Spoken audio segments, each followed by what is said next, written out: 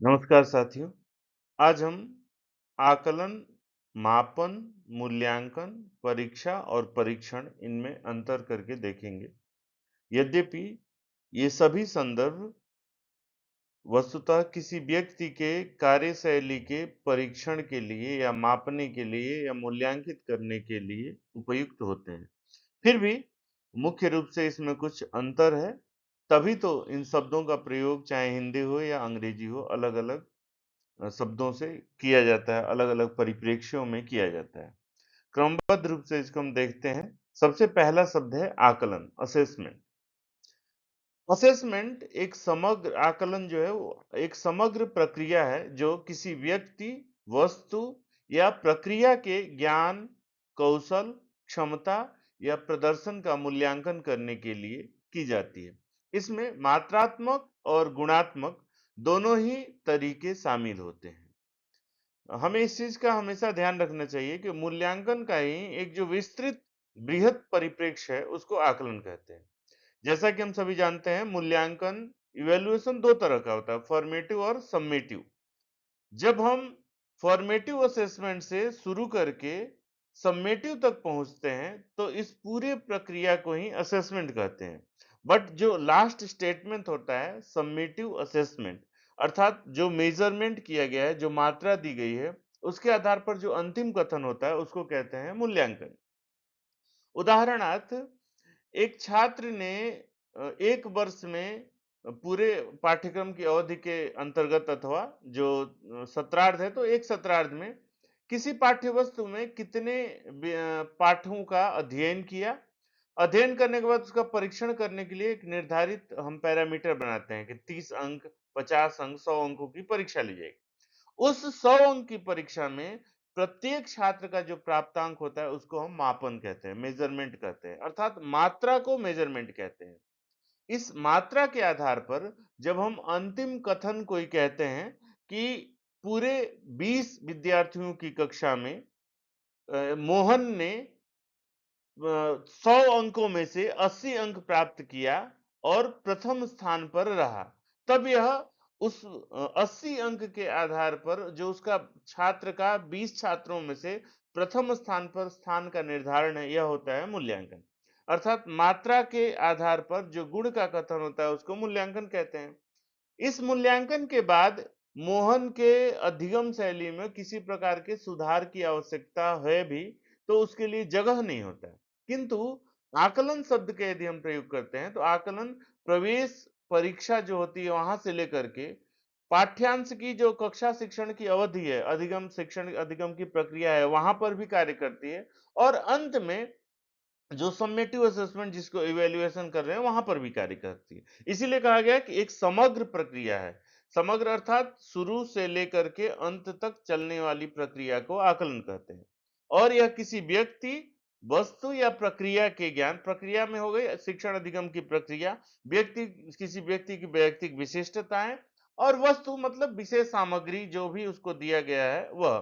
तो इन सब के संदर्भ में उस व्यक्ति के कौन से कौशल हैं, क्या क्षमताएं हैं, किस प्रकार का उसका परफॉर्मेंस है, इस प्रदर्शन इन सब के मूल्यांकन के लिए जो एक व्यापक शब्द प्रयुक्त होता है उसको बोलते हैं असेसमेंट या मूल्यांकन।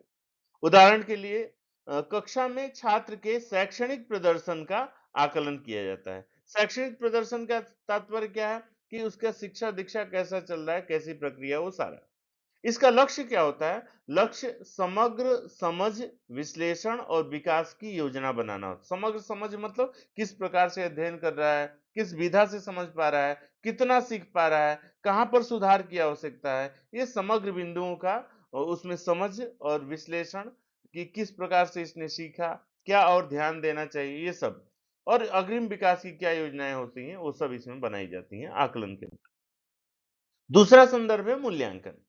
मूल्यांकन क्या है कि किसी प्रक्रिया, वस्तु या व्यक्ति के प्रदर्शन या परिणामों को गुणात्मक और मात्रात्मक रूप से जांचने की और उनकी गुणवत्ता का निर्णय लेने की प्रक्रिया जो है वो मूल्यांकन है।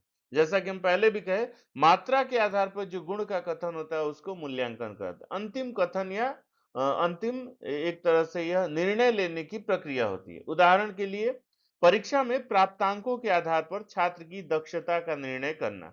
उदाहरण हमने लिया था कि मोहन ने 20 बच्चों की कक्षा में प्रथम स्थान प्राप्त किया और 100 में से 80 अंक प्राप्त किया। 100 में से 80 अंक, 20 बच्चों की कक्षा, ये प्रथम स्थान, ये सब उसका हो गया मात्रात्मक कथन, और इसके आधार पर उसकी योग्यता का निर्धारण हो रहा है कि वो संपूर्ण 20 छात्रों में से वो प्रथम स्थान प्राप्त किया है, प्रथम श्रेणी प्राप्त किया है, यह उसके गुण का वर्णन है। तो अंकों के आधार पर उसकी दक्षता का जो निर्णय है वो होता है मूल्यांकन। इसका लक्ष्य क्या है? लक्ष्य वस्तुतः निर्णय लेना, किसी श्रेणी के आधार पर अग्रिम कक्षा में भेजा जाए या नहीं, सुधार की गुंजाइश है या नहीं, ये सब इसमें समाविष्ट होता है। एक हम मोटे तौर पर देखें तो दोनों में क्या अंतर है? तो असेसमेंट, इस चित्र में आप देखिए, द पर्पज ऑफ असेसमेंट क्या है?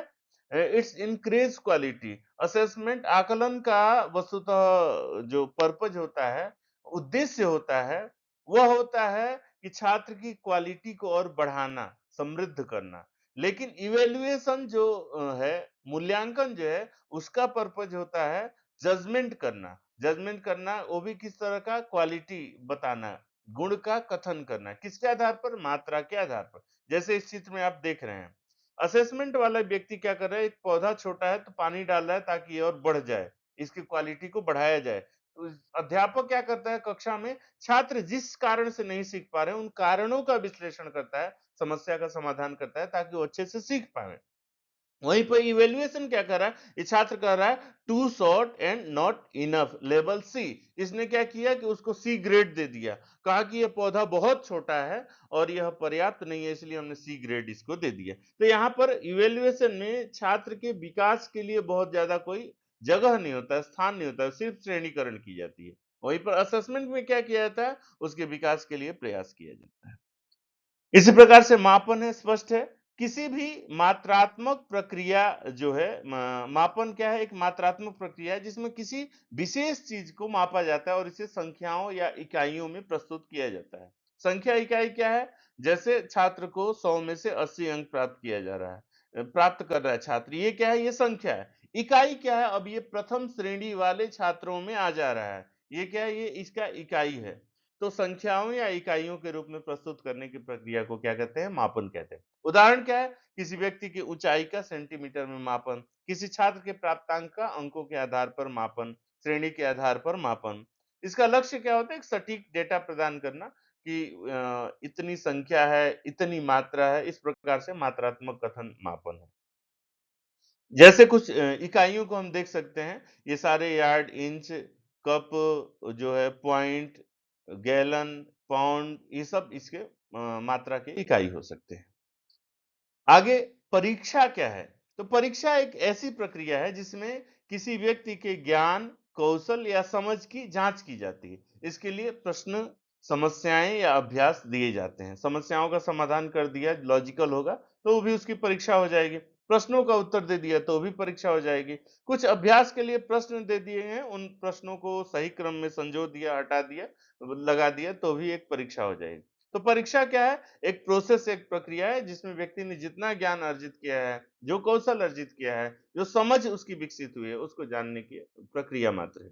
उदाहरण के लिए स्कूल में गणित की परीक्षा, वार्षिक कोई परीक्षा इत्यादि। लक्ष्य क्या होता है इसका? लक्ष्य व्यक्ति के ज्ञान और कौशल का परीक्षण करना।